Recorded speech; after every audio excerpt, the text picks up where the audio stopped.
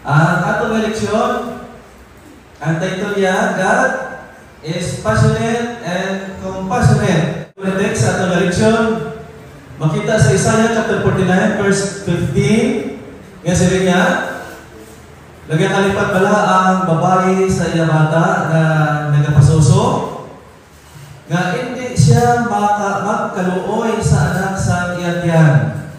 Bisan ini sila malipat, ginabang sa Biblia, may mga panahon nga ang ginikanan o kung isa kananay sila malipat sa pagpasuso, niya apang ako hindi malipat sa imo.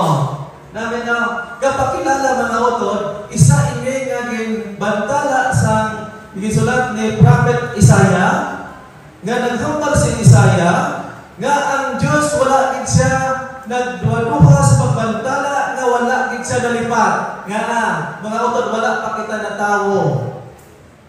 Wala pa na porma ang kalibutan. Sila Ellen White, ginporma na sa Diyos ang bugay sa tiyon nga tao makasala. So mga utod nagapakilala, ining atong pagatunan ang kaluoy sa Diyos. Ang dalong nga pagtuon sa kaluoy nga na-involve ang God the Father sa sini mga utod nga pagtuon.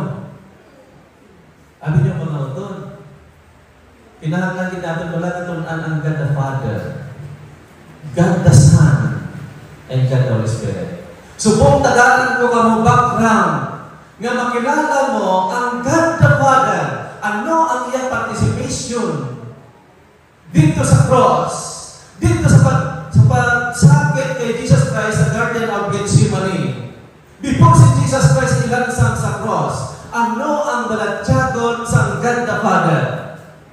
Nga gitubutan sa God the Father nga mapairal ang freedom of choice at mapundar ang ginatawag kaluoy. Labaw sa tanan mga utod ang kaluoy ni Jesus Christ, mas naglabaw pagin ang kaluoy sa God the Father, nga sila niya nadurog ang iyang puso sa God the Father, nga wala naging mention sa Bible, gin-mention sa Desire of Ages. Page 753, ginsulat ni Ellen White, kaya ipakita sa Diyos sa iya during the time dito sa cross. Sa pagkabasa ko sa Desire of Ages, dili ko nahangpan kung ano kahambol ang karakter sa God the Father. Pwede sa God the Father ang kalon nga, ako ang nag-create, ang sa akin ang pagmando, tanan, papasok, manimo. Kasi niya nadurog niya ang puso, samtang nalantaw niya nga ang mga angel sa mga time, wala sa pakinabang kay Jesus Christ. Sila nga samtang hinahanap si Jesus Christ, pagkatto dito sa cross, sila niya, ang mga angel nagahibi, kay sila niya, wala kami pakinabang. Kaya nagapati sila sa protection, kag sa pagmando, nga sila niya, sa tiyon nga ako hanuton, sila niya, ayaw ka mo magpalapit sa akon, kag nagpati sila kamanting angel nga si Gabriel. Kaya sila niya, kung palapitan ninyo, nga ikabiran ninyo si Jesus Christ, upangan ang kaluwasan sa tao. Amo ato mga utod nga ginhibi na lang sa angel, sa biyak sini mga utod nga istorya sa Desire of Ages, makita ang ebidensya nga sila ako masahol mga utod. Ano ang pakinabang sa God the Father? Sakto nga tayo. Kag silent ang Biblia, ang spirit of prophecy, nag-mention sila niya in the deep darkness, God's presence was hidden.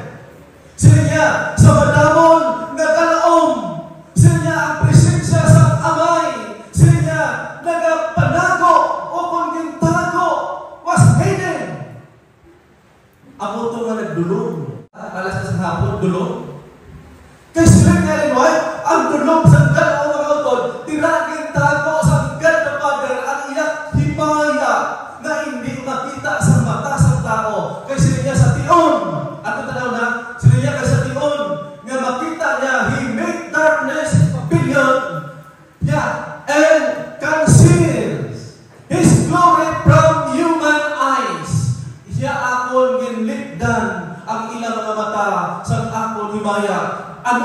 soon, sila niya, God and His holy angel were beside the cross. Sa tumatay, ginsay-say na Ellen White. Sa pag-antos ni Jesus Christ, ras niya nga hininga, wala kabalo si Jesus Christ. Na ang mga cherub angel, seraphim angel, nag-upod sa Father, kag sila niya, beside the cross. Here the Father was with His hand. Dito ako sa iyang anak. Sila niya, ang Father ara sa kilid sa anak nga nag-antos, nga nag-aakaw, hininga. Ano ba ang totoo? Sila niya, kabangdanan nga nagdulong, gusto sa Diyos i-present sa inyo. Amo ina mga utod nga sa totoo lang, basta matingan lang kamo nga puro prophecy. Kaya actually, from 2013, ang study ko sa Spirit of Prophecy hangtod karon. May mga utod nga nagasiling nga, bislan ko yan sa Biblia, brad. Huwag na sa ibang. Ano karon na sunog ang California, ang Los Angeles, sakto ginambal na Illinois, bawang mga taos ko kapagkita sa renting sa Illinois. Ang pinaka-importante pagkait na bagto, sila niya kabangdanan na nagdulong, kaya ang adlaw mga utod sila ng Illinois, sila niya dasang refuse to look upon the awful sins. Niya is for brightly, sila niya wala illuminating the earth. Sila niya ang adlaw, hindi makabatas. Nga sila niya lantahon ang kasakit na ginaantos ni Jesus Christ. Uy, nagkapatingala mga utod. Ba't sila yun ba?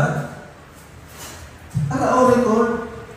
Hindi sila niya kaya sa adlaw nga lantahon si Jesus Christ na nagaantos. Sila niya, wala siya naghatag sa himaya o sa kasilaw. For bright rain. Wala siya naghatag sa kasahanag. Kasi niya hindi ko kaya nga nagtuga sa akon, nga ginasakit. Ang muto nagdulong. Kag dito nagpasok ang God the Father. Dahil mo pagtuon, pero inadala ko sa inyo sa mamag-an pamatian. Amen! Nga tungod ini iya nga kasanag nag-unta sa pagpadayon o pagsustinir sa duta, nga kag ang kadulong amo ang nagbulos. Design of Ages, page 753, paragraph 3. Bisan pang paragraph din butang ko para kung may download na mo ni Ellen White, i-research nyo mga utod. Ang compassion of Jesus mga utod, may isa rin ako din butang. Nga ginhambal na Ellen White, nga sila niya, ang Ginoo wala kinalipat sa imo. May malipat ang mga nanay sa ilabata ng pagpasuso, pero ang Ginoo hindi malipat. Ang sumari sa kanyang eleksyon, makita sa Adventist home. Page 255, paragraph 3, sila niya, mga utod, God spent all mother and every day let her bear the angel's head. Ilukuhod ko mga utod, parang klaro. Niya ang Ginoo naghambal sa dalang ng mga nanay sa kada sila niya pangitanon, sila niya maghanong siya. Oy mga nanay, sabi niyo, kining statement, ginapalalahanan kayo ng Panginoon. Nagtagalog ko kayo, Tagalog kita nakasama. Nag-warning ang Diyos sa mga nanay nga siya, huwag mong hayaan, nga hindi mo pagpabayaan ang imong bata, nga pabayaan mo lang, wala sa disiplina, kay pangitaon sa Diyos sa imong iloy. Sila niya, tudloan mo ang bata sa maayo sa tubanan sa Diyos. Kanami ang advice sa Adventist home. Kung ikaw nga iloy, kalain sa imo hinimuan. Diretso ang istorya. Ano? Kung kalain sa imo hinimuan, sila niya maapintahan ng imong bata, kay sondon niya. Nagapakilala, gin-advise, nga ayaw ka dapat sini malabat sa tubanan sa Diyos. At tuntunan, ang pito kabangan leksyon sa atong leksyon. 7 lesson benefits of blood of Jesus. Nga tuntunan. Mga utod,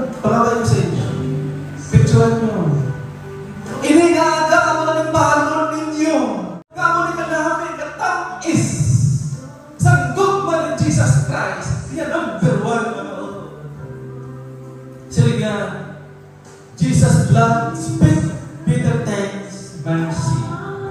Ya ang dugo ni Jesus Christ nagapabatya sa pagpakamaayo nga butang nga arang natawag kaluoy na bento. Sige.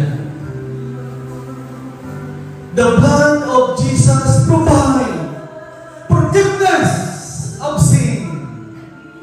Sige, ang dugo ni Jesus nagahatag sa kapatawaran sa sala.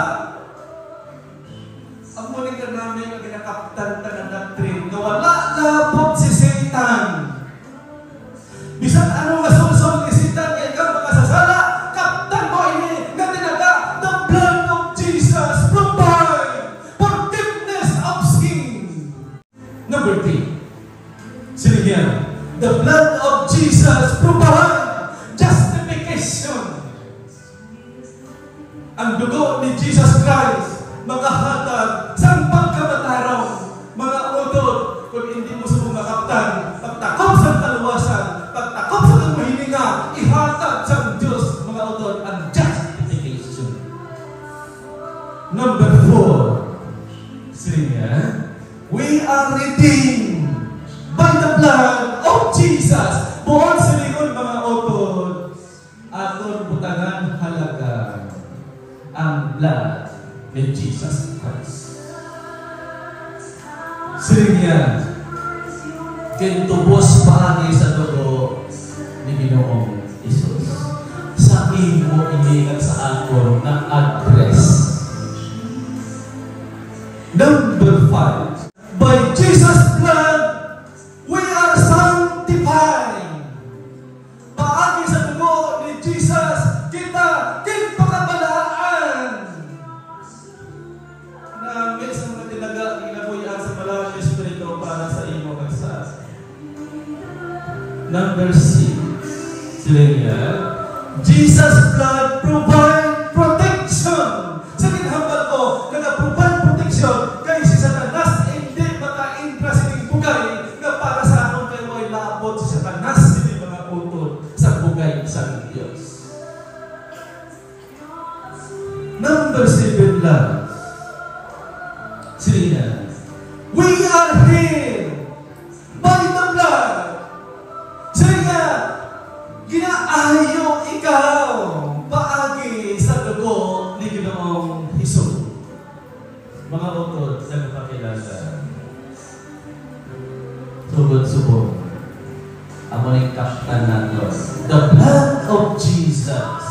Sila, protection, justification, forgiveness of sin. Labaw sa tanan, sila ara ang bugay, ang mercy.